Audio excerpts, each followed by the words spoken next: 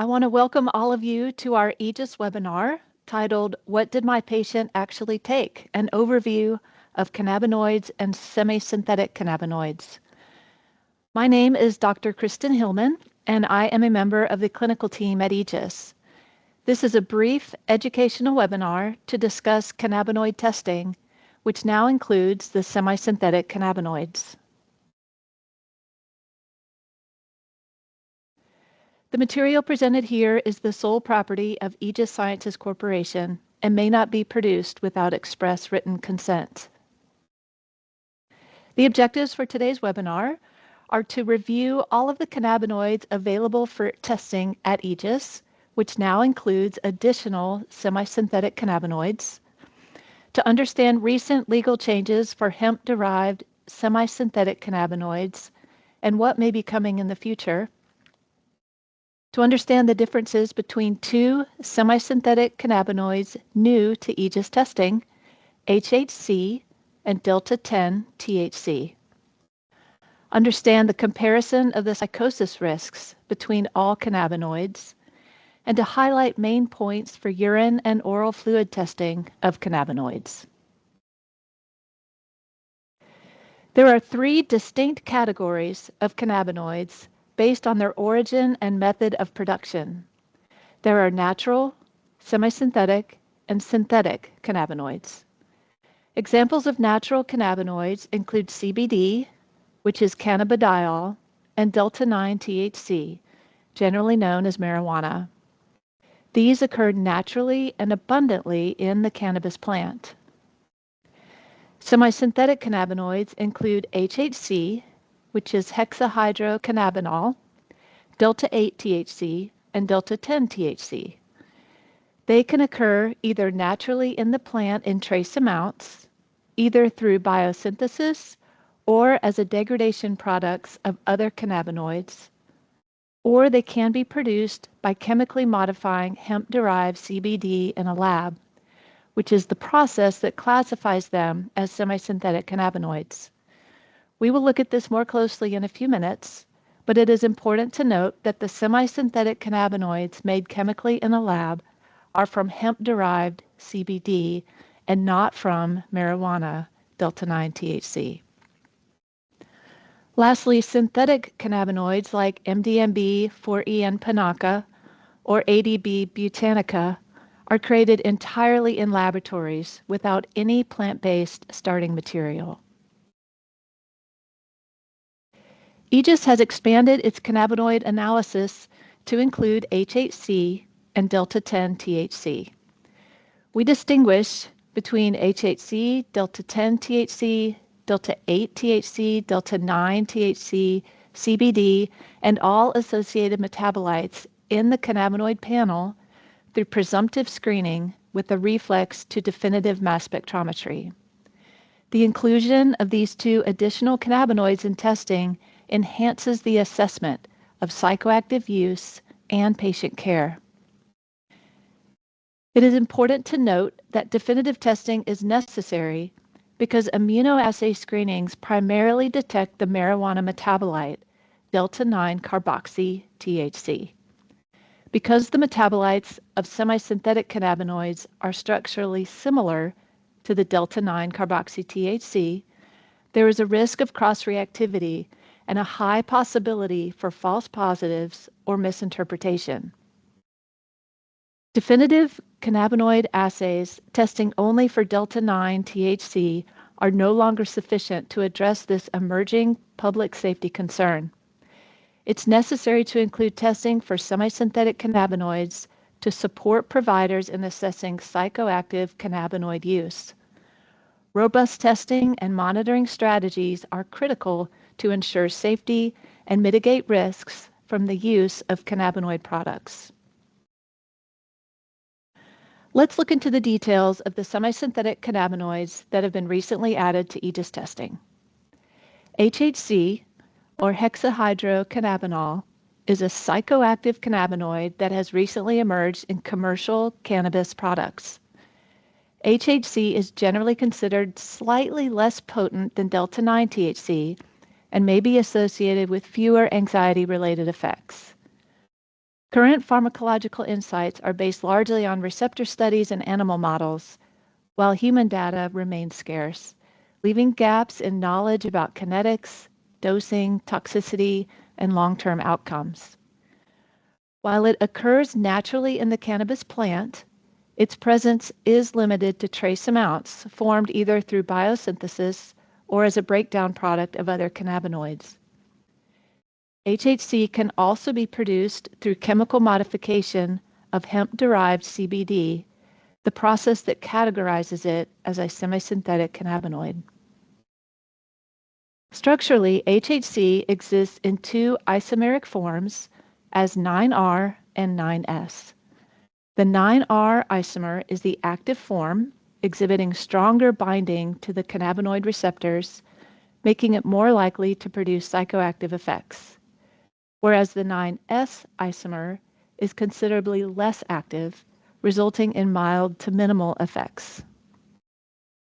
Commercial HHC products vary widely in isomer ratios. An analysis of more than 60 products revealed large variability in isomer ratios, with some products having far less R than S, or others with much more R than S. Because of this variability, predicting effects or risks is difficult. Products rich in the R isomer may have strong psychoactive effects, while those with more of the S isomer may have weaker activity. Given HHC's emerging status and inconsistent purity, extrapolation to all HHC use should be made with caution. Far less is known about delta-10 tetrahydrocannabinol, or delta-10 THC, due to limited literature. Delta-10 THC is a psychoactive cannabinoid believed to be slightly less potent than delta-8 THC, a conclusion drawn primarily from receptor binding mechanisms due to the lack of robust clinical data. Delta-10 THC occurs naturally in cannabis mainly as a degradation product of other cannabinoids, but it can also be synthesized from hemp-derived CBD, which again is what classifies it as a semisynthetic. Like HHC, delta-10 THC exists in two stereoisomeric forms, 9R and 9S. The R isomer is believed to interact with cannabinoid receptors and may produce psychoactive effects, while the S isomer produces little to none. It is plausible that consumers may encounter varying isomer mixes, as we discussed for HHC, yet no studies have quantified these differences or their clinical implications. This chart lists all of the cannabinoids Aegis includes in testing, listed in order of producing the highest psychoactive effects to the lowest. Synthetic cannabinoids have the most risk for psychoactive effects, and Aegis includes an extensive list of these drugs in our novel psychoactive substance, or NPS, testing. You could see that delta-9 also has a high risk for psychoactive effects, with HHC and delta-8 THC not far behind, followed by delta-10 THC. Keep in mind that heavy or chronic use of a low or moderate semisynthetic cannabinoid may produce similar psychoactive effects to those produced by delta-9 THC. The Agricultural Improvement Act of 2018, also known as the 2018 Farm Bill, removed industrial hemp from the federal definition of marijuana. Since then, cannabinoids have been known as either marijuana or hemp. Marijuana, or delta-9 THC, is a Schedule I controlled substance, and we'll see in a moment that the schedule has been changed from Schedule I to Schedule III. Hemp is defined as less than 0.3% of marijuana, or delta-9 THC, and is used for industrial purposes like paper, rope, and clothing. Semisynthetic cannabinoids, like the delta-8 THC, HHC, and delta-10 THC, have been legally synthesized from hemp-derived CBD. This has been known as the loophole in the 2018 Farm Bill because semi-synthetics are made from hemp and not from marijuana. However, these semi-synthetic cannabinoids can be just as dangerous as marijuana. In November of 2025, a bill was passed explicitly excluding and banning semi-synthetic cannabinoids that are synthesized chemically from hemp-derived CBD. This closes the loophole in the Farm Bill. The new laws, however, do not go into effect until November 2026, and because amendments to the bill are likely, we do not know what the final ruling will be. Until then, these dangerous semi-synthetic cannabinoids remain widely available and could produce psychoactive effects similar to marijuana or delta-9 THC. Lastly, in December of 2025, marijuana was reclassified from Schedule 1 to a Schedule 3 drug. This change allows the FDA to study marijuana or delta-9 THC for medical purposes. This change does not make delta-9 THC legal. Schedule 3 drugs cannot be sold or used freely. Until a product containing delta-9 THC is FDA approved, it cannot be legally prescribed or marketed as medicine, and recreational marijuana remains illegal under federal law. Until the 2026 regulations take effect this November, semi-synthetic cannabinoids will continue to be widely accessible. These compounds can trigger psychoactive responses comparable to delta-9 THC, such as feelings of euphoria, distorted sensory perception, and impaired thinking. Adverse effects can include heightened anxiety, paranoia, hallucinations, and even more severe outcomes like psychotic episodes or cannabis-induced psychosis, known as CIP. Long-term use may also elevate the likelihood of developing psychotic disorders later in life. This chart presents all of the analytes included in both urine and oral fluid cannabinoid testing. The light blue boxes highlight the cannabinoids that are newly added in our current expansion. To improve detection of psychoactive cannabinoid use, the urine panel has been expanded to include the metabolites of HHC and delta-10 THC. Like delta-9 THC, these semi-synthetic cannabinoids are rapidly metabolized in the liver, and only minimal amounts of the parent compounds are excreted in urine. The metabolites are the most reliable indicators of prior exposure. In oral fluid, parent cannabinoids are typically present at much higher concentrations than their metabolites. Therefore, metabolites are not included in the oral fluid panel. As you can see, our oral fluid testing is now comparable to our testing in urine, making available all cannabinoids in either matrix. Urine detection windows vary substantially, both between individuals and within the same patient over time, due to wide variability in drug metabolism and the many factors that influence it. These factors include the dosage, the timing of the dose relative to the specimen collection, the frequency of the dose leading up to the time of collection, the chronicity of use, body composition, hydration, which is indicated by creatinine levels, the extent of drug absorption, liver or kidney function, drug interactions, and genetic variations. After ingestion, delta-9 THC undergoes rapid and extensive hepatic metabolism, and semi-synthetic cannabinoids undergo similar metabolism. Therefore, the period of detection for semi-synthetic cannabinoids in urine is generally similar to that of delta-9 THC, which is typically up to about 10 days. Again, this can be variable depending on these factors. Also, chronic heavy users and patients who are overweight or obese may have longer periods of detection in urine. Patient history is essential to assess use.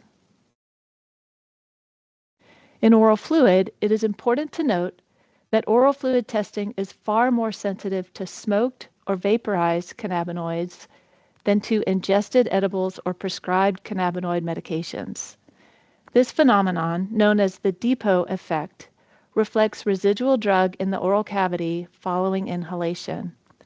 For example, individuals who smoke or vape may test positive shortly after use, but those who have taken Marinol or ingested edibles are unlikely to test positive in oral fluid. Urine would be the matrix of choice for testing ingested cannabinoids or medications. The detection window for smoked cannabinoids in oral fluid is relatively short, but variable, generally ranging from 5 to 30 hours.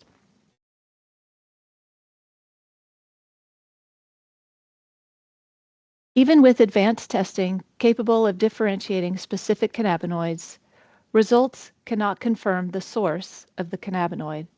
For instance, many CBD products marketed as TH-free may contain trace amounts of delta-9 THC or other cannabinoids because of poor manufacturing controls or mislabeling. Similarly, the presence of delta-8 THC, delta-10 THC, HHC, or their metabolites does not necessarily indicate the use of lab-produced semi-synthetic cannabinoids. Remember that natural THC products may include small amounts of degradation products, such as the delta-8 THC, HHC isomers, or delta-10 THC isomers. Not only can single products have unknown product composition, but multi-product consumption cannot be ruled out. Testing alone cannot definitively identify the source of a positive result.